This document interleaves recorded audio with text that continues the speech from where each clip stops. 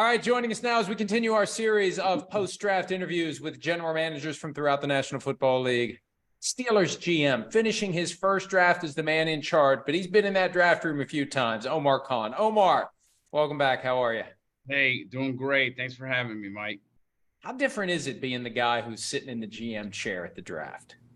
You know what? It was obviously it's different, but I was right next to Kevin for so long that I think it was a seamless transition. It was pretty cool. Obviously, a dream come true for me to be sitting in that chair. But in terms of the process and all that, it was pretty. It's been a smooth transition.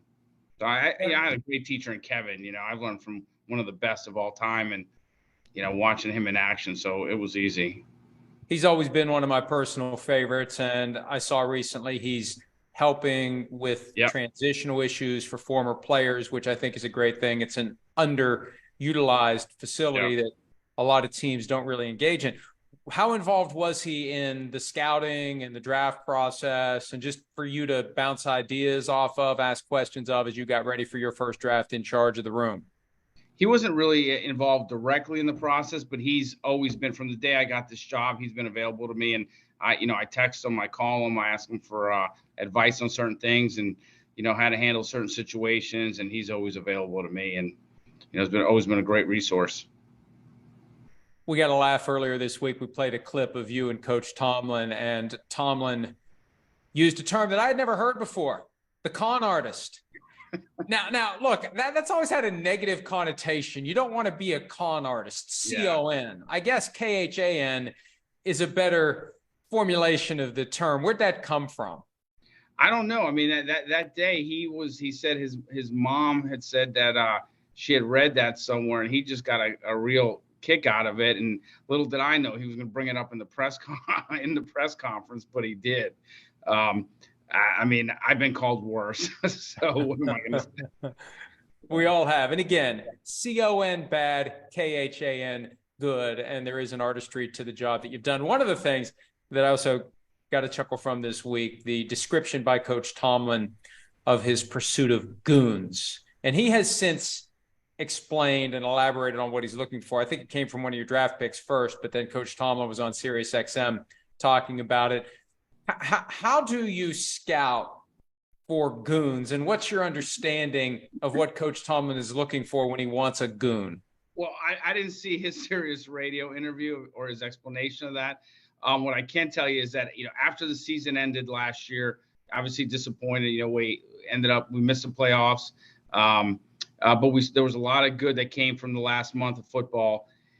But we got together along with Art Rooney, and we came up with a plan, and we had a vision for what we wanted our 2023 roster to look like. And I'll just say that our picks and our signings are all reflective of what our vision was for the team. And there's an opportunity to keep adding to that. We will. But I think that's our signings have really been reflective of who we want to be this year. Well, who is it then? What is it that you're trying to make the team into for 23? Steeler football. You just want toughness, physicality. There's a lot of characteristics that we want. We thought about and really wanted to prioritize. And I think when you look at the players that we've signed and drafted, I mean, you'll see what type of Steelers we're looking for in 2023. And I'll paraphrase Coach Tomlin here. You just don't want somebody who's going to be reckless, like a Tasmanian devil that doesn't know when to stop. It's being physical, but being smart about it, knowing the limits, knowing where it can get the team into a problem if you're being physical beyond the whistle, for example, or being too physical in a way that results in a penalty during the play. I imagine that's a tough balance to strike, and it's even tougher to find in the players you're scouting who has that mindset where they're going to be violent within the confines of the game, but also be able to turn it off at the right time. Yeah, I think that's part of our process, and the people that we have looking for the right players and the right Steelers that we want, that really are in charge of helping us identify who those players are. So we had a very detailed process this year, and our scouts and our scouting directors knew the directive that they had in terms of what we were looking for, what our vision was. And it's sort of worked out where we feel like we got the players that actually, fit into that vision. In your experience, Omar, what's more difficult, taking a player who doesn't have that physicality, that mindset, and drawing it out of him, or taking a player that maybe has too much of it and reeling it back in? That's a good question, Mike. I'd have to think about that, but I think it's probably easier to reel it back out of them if they have too much of it, reel them back. I think that'd be probably easier to do. The Steelers have a history of trading up for players that the team really wants. I think of Troy Polamalu, great move to trade up for him. Santonio Holmes became a Super Bowl MVP. Devin Bush, 2 out of 3 ain't bad, I guess. But with Broderick Jones, you didn't make a big move, but you made a move. You went from 17 to 14. What about Broderick Jones attracted you to him to the point where you felt compelled to move up to get him? We spent a lot of time with Broderick. We interviewed him at the Combine.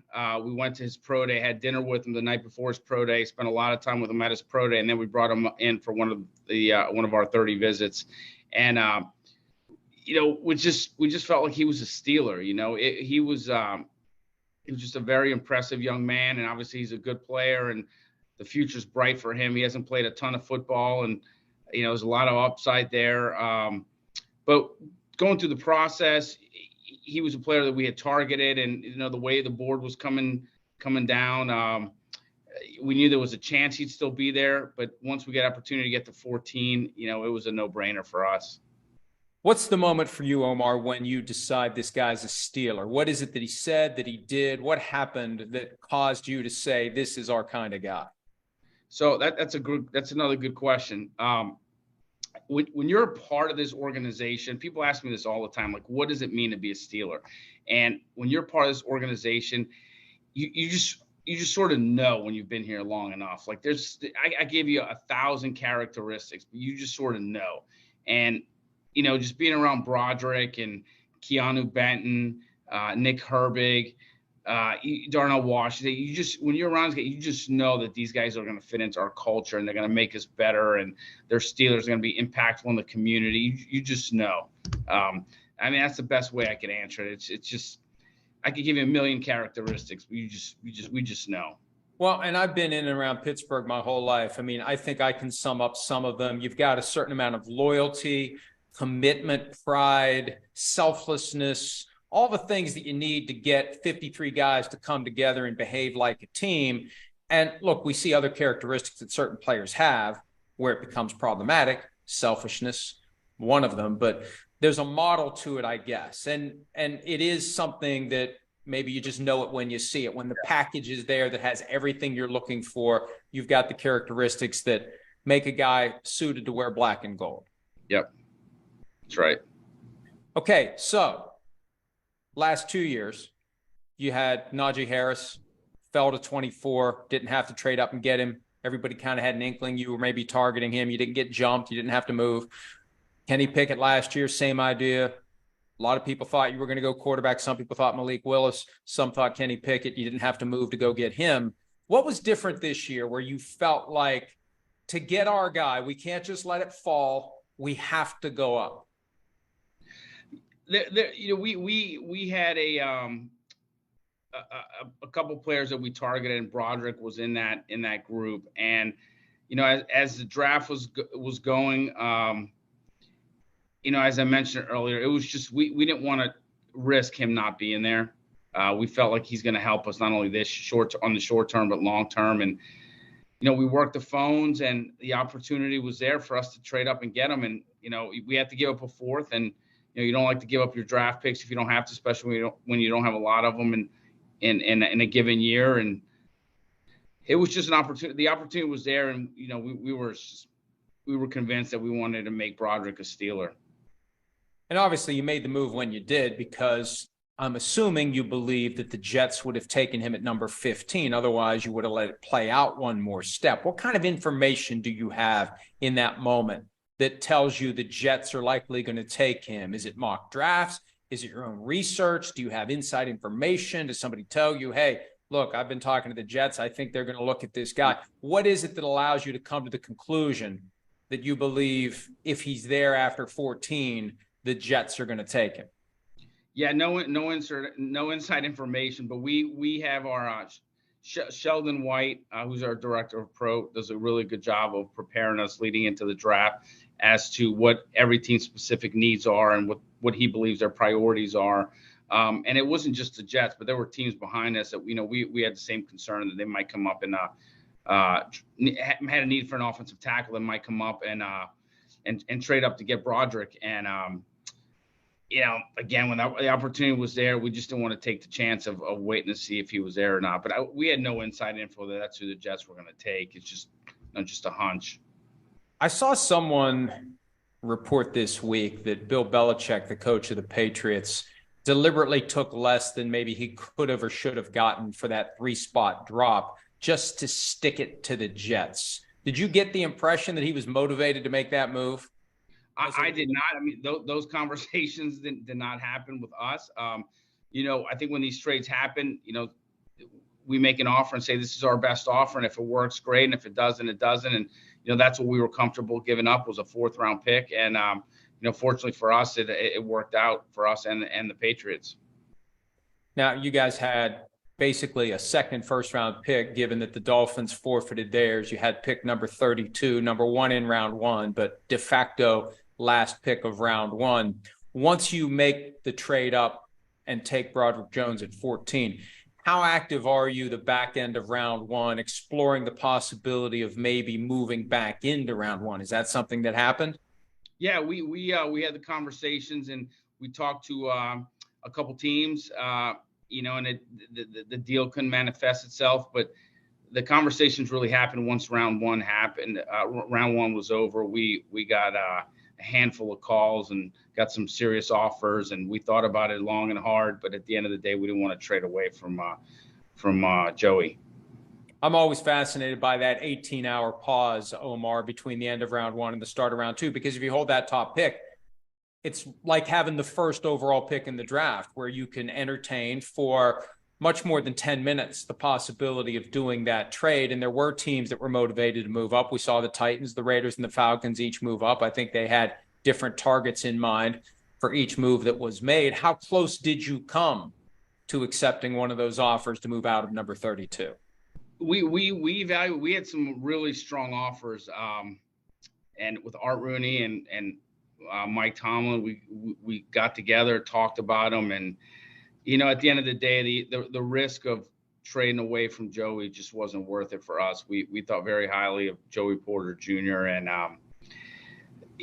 there were some good offers, and these teams made a strong push, but we felt comfortable with Joey at that point and felt he addressed a serious need, and he was a really good player and a good prospect. Scale of 1 to 10, how surprised were you he was still on the board after the first 31 picks were made? I would say, based on our board, we were very surprised he was still there. And look, it's a great story.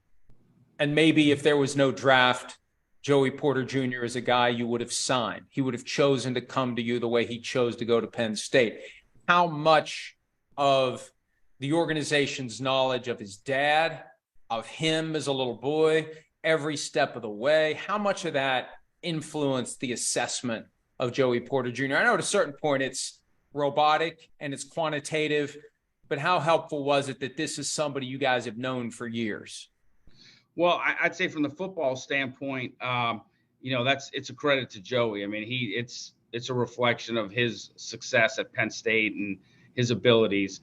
From the character part of it, I'd say it was obviously a benefit. We knew Joey and Christy, his mom and dad, and very well. They're great people. We've known little Joey Joey Jr. since he was, really young, and remember him running around the facility here. And it's been great to see, watch him grow up. But from the football standpoint, I'd say it's, it's really nothing to do with his parents. It's really him, and how he's grown and become a solid football player. That's a direct reflection of him. Now, were you scouting him when he was running around all those years ago, like checking his footwork and seeing if there was any potential there? Oh, I was not, but I obviously knowing Joey Senior, I'm sure I felt there was a future there at some point. It's been great to see some of these some of the younger kids from Alan Faneca's family, watching his kids grow up, Heath Miller, Joey, Hines Ward. It's just been fun watching all those kids grow up. I'm starting to feel old. Well, and that's the thing, you see, and I know I've trust me. Weren't you just 4 years old the other day? I'm sure you were thinking that with Joey Porter Jr.